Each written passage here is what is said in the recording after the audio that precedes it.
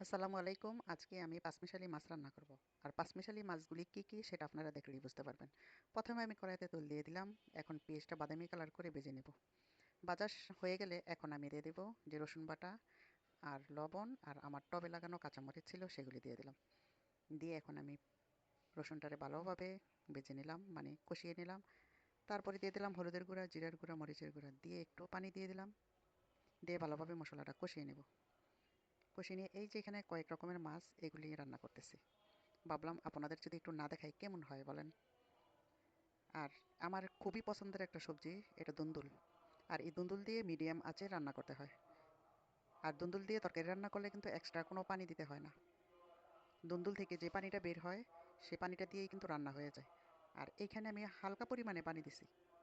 তো এই আমার রান্নাটা হয়ে গেল। এখন লাস্টে ধনিয়া পাতা দিলাম। আর ধনিয়া পাতাগুলি কি সুন্দর করে সাজিয়ে গুজিয়ে দিচ্ছি যেন দেখতে সুন্দর লাগে। সবাই ভালো থাকেন। আল্লাহ হাফেজ।